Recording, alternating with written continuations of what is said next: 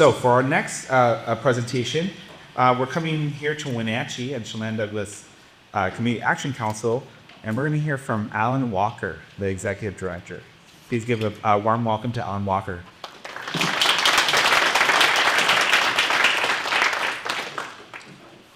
Good morning, everyone. Great to see folks here today. I want to give a special thanks to our Valor Our Future for hosting the event today and bringing people together. I've had the pleasure of being a part of the organization since its infancy, and that's the power, I believe, in our valley, is it's recognizing needs, doing a call of action, and putting people to work. So thank you, Steve, and the crew for pulling this together today. So I want to thank everybody here for being a part of this, coming together to learn and to engage and kind of learn more about this food system, what it is for our communities here in North Central Washington and maybe a little bit closer to Chelan and Douglas counties. I got a little bit of trivia for it, totally unrelated to food, but we just had a little bit of fun too, okay? So today in 1913, Bear Bryant was born. Some folks may remember Bear Bryant, a pretty famous football player, but Bear had this infamous quote, and he says, "If anything goes bad, I did it. If anything goes semi-good, we did it. If things go really good, you did it." And he said that's all you need to tell people to win football games. So there's a little bit of Bear Bryant history for you. Also, today is National School Picture Day. So if you have kids in school, today is National School Picture Day. A little bit more on topic for us, National Hot Cross Bun Day. So maybe that's on the lunch menu in recognition of that. And then it's been recognized, Ruben did a beautiful job of recognizing National Patriot and National Day of Remembrance today as well in reference to 9/11. So also a shout out, I'll follow up with Maria just a little bit, firefighters. And firefighters need to eat as well. And they're all part of the food system. And we have some really good friends, my wife and I do, Mike and Candy, that about 20 years ago started a specific business to cater to firefighters. And they started their business with a pickup and a smoker that they pulled behind their trailer. They took it up into the mountains for the firefighters where it started providing meals. And that led on to them establishing federal and state contracts and their business flourished. But food security happens on the line of firefighters as well. So here we are today. I'll give you just a little bit of background in case you don't know what Community Action Council is. We get to celebrate our 60th birthday this year, December 31st, 1965, or December 21st, December 21st, 1965, Community Action Council of Chelan, Douglas County was formed. We're one of over 1,000 community action councils across the country. So we have a large network. We're one of 30 in the state. And there has not been a community action council established in the state of Washington for almost 40 years. We are established by federal mandate, and so that's how community actions get established. Our particular community action council is a private nonprofit. There are some that are public entities, but our Community Action Council is a private nonprofit. We have a staff of about 30 people. In 2024, we have 485 volunteers. Thank you very much to Karen. It was a big part of that. Karen was our RSVP at AmeriCorps Senior Program. But 485 volunteers. That has grown significantly in the last 3 years. 3 years ago, we had a little over 200. So we really worked hard to increase our volunteer reach. Multiple programs, food is one of them, but we have multiple programs through Community Action. We're the largest subcontractor with the Chelan Douglas County Homeless Housing Task Force for housing assistance programs. And we run those programs throughout Chelan and Douglas County as well.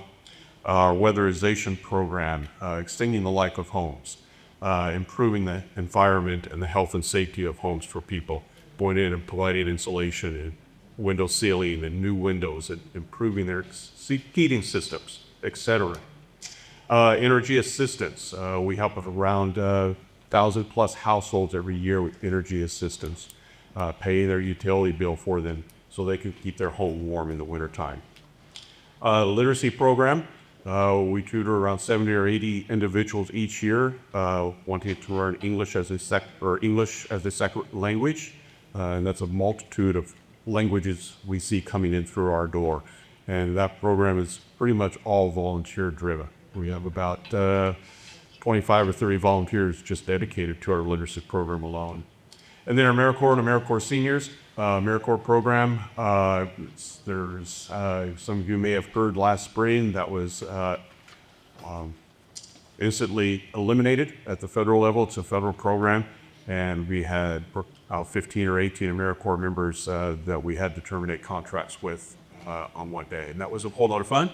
Good news, AmeriCorps program is back, and we're currently recruiting 20 or so folks to be AmeriCorps members for the next 10 months. So if you know of anyone over the age of 18 and under the age of 125, point in our direction, we'll get them into the AmeriCorps program. And then AmeriCorps seniors, I mentioned that just a moment ago, Karen Brugman is a part of the RSVP program. And then, of course, what we're here to learn about a little bit today is our food distribution center and the food bank. There we go. How about the next slide? Did it appear? Oh, wow, I have them down here too. Man, this technology is cool. I need a teleprompter here. So we're here today really looking at food insecurity in the region and what do we have in place. And I think one of the things that I want to preface the whole conversation with is, and Kim has talked about it, Maria's talked about it, and there is an incredible infrastructure that has been built since we started this work 60 years ago. It really has taken off, I would say, in the last decade, this infrastructure, this network, and this partnership that we have across the region.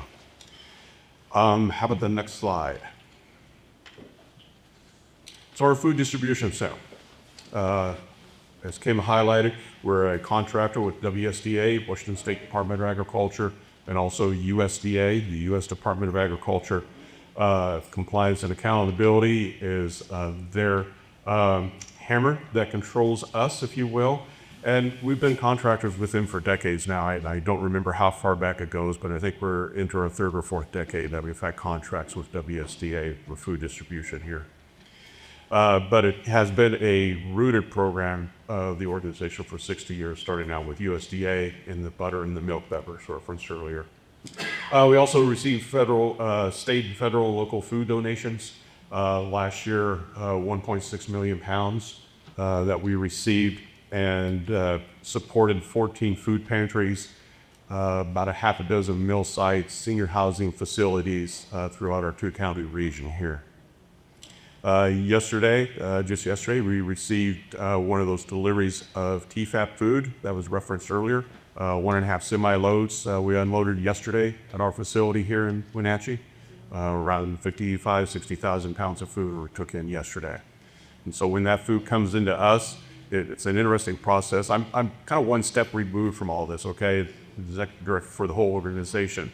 But Lonnie, our program director there for the food warehouse, he's on vacation this week, so I've had to step in a little bit more than I normally do. But I was there yesterday when the trucks arrived, and challenge number one, our pantry was open yesterday too. And there were cars parked and lined up and everything for the pantry for folks to come in. So the semis pulled into our property and they could not turn around to back up to our loading dock. Okay, what do we do now? Okay, so we pivoted a little bit, and our new facility is phenomenal. And I invite anybody to come down and take a tour. The warehouse has the ability with roll-up doors for trucks to pull in and drive all the way straight through. Now, they're not at our loading dock, but we can get them in the building, get them inside, and start to unload them. So that's how we pivoted yesterday. We unloaded the trucks that way and got all the fresh food, frozen food, and dry food received, checked off as it comes off the truck, count everything as it comes off, and then we put it in the storage, and then we start building how are we going to get this food out. And then we start allocating the food, all of those food pantries that we partner with. Grocery rescue program that has exploded for us just the last couple of weeks. There's a local nonprofit here that used to pick up a lot of grocery rescue food from local grocery stores, and they were closed. So we expanded our grocery rescue program. We're now picking up from 12 local grocery stores, Safeways, Costco, Walmart. I don't know. There's a dozen of them. And we do that every day, Monday through Friday. And so we have both staff and volunteers that go out and do that grocery rescue. And that's getting food that otherwise would end up in our landfill, and we're getting it into the system and distribute it out. And so last year, let's see if I have the number here. I thought I did. Oh, yes. Last year was 290,000 pounds. Oh, you can see it up there. 290,000 pounds of food we took in through the grocery rescue program. Another really strong program for us is the Green Bag program. It's a volunteer food donation program that Karen started 10 years ago. The first year we collected 500 pounds. Last year was about 21,000 pounds. And it's an easy program to be a part of. And you can sign up today with Karen. She has a table there. Essentially, it's this difficult. You get a green bag, and every time you go to the grocery store, you pick up 1 or 2 extra items, and you come home, you put it in your green bag, and every 2 months, volunteers come around and pick that up from your home. It doesn't get any easier than that. And you can make an incredible impact on food security here within Chelan or Douglas counties. And then there's other food drives that happen throughout the year. We do the Postal Carriers Drive. During the holidays, we do other food drives as well. But the green bag is just something that's super impactful and super easy. You can do it as an individual, or you can do it at your business. Local food purchases. It's been talked about a little bit, and Kim referenced just this growing opportunity, if you will, to support our local farmers. In 2025-26, this program year, we allocated over $250,000 to purchase local foods from local farmers. And that is really heartwarming, being a farmer, have that background in me as a previous farmer, and being able to support our local farmers and help them get their products to those that don't necessarily have access to it. So we're super excited about the growth in that arena this year as well. And then just the numbers, okay? Almost 1 in 5 households visit the food pantry in Chelan or Douglas County. And those food pantries are possible because of people like you, the audience. They are almost 100% volunteer operated. And some of these food pantries are open once a week, some are open once a month, some are open, like ours is open a couple days a week. Upper Valley maybe 5 or 6 days a week, and it's volunteers that make all this happen. So there's another opportunity. I mentioned the green bags. Another opportunity to get involved in making a difference with food insecurity is volunteering. How about our next slide? So infrastructure. Holy smokes, I'm down to 2 minutes already. Your clock is way off, man. Okay, so infrastructure. So I'll cover infrastructure. We started really addressing the infrastructure for our food bank or food distribution center 6 years ago. In 2019, the board on the heels of our Valley, our Future Action Plan, recognized that there is a need for better facilities for food coming into our region and to get it out. And so 6 years ago in 2019, we started down this journey. And in fall 2022, we finally, the third go around on properties, found a place that is going to work out very well for our region. And we purchased the C&O nursery on North Wenatchee Avenue. It's 55,000 square feet of warehouse and office space.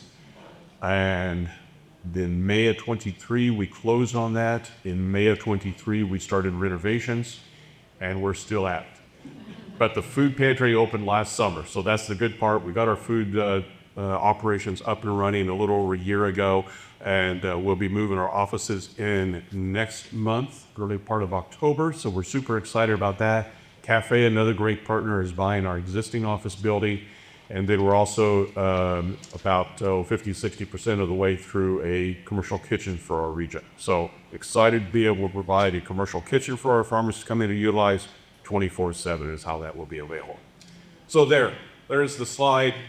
One last slide, as I got to show it, is there's just a snapshot of the partners that we have addressing food insecurity And of course, the little 3-letter word down there at the bottom is extremely important. Thank you very much. I feel the shepherd's crook be around my neck here. Thank you all.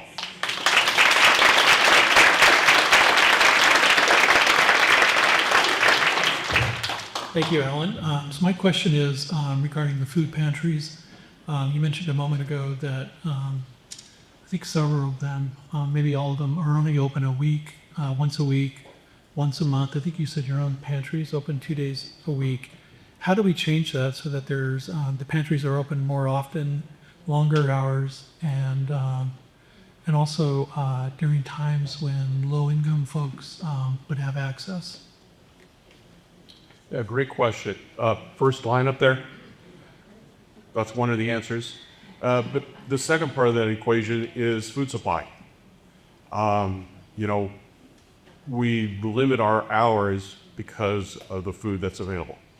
And so if we're open multiple days a week for 5, 6, 7, 8 hours a day, we don't have enough food in the system to provide that kind of level of service. Even right now, being open 2 days a week is a stretch. So I think it's two parts. One is trying to increase the amount of food. You saw up there we're doing 1.6 million pounds of food a year now. If we doubled that, we could certainly expand hours and operations for the food pantry. But it does take two things. It takes people, and it takes the food resources to really make that happen. And that's some of the challenges that many of the pantries face. We go all the way up to Mansfield with deliveries for a food pantry up in Mansfield, and they're open 2 days a month for a couple hours at a time. Volunteers just aren't knocking down their door. So it's two parts, food and people.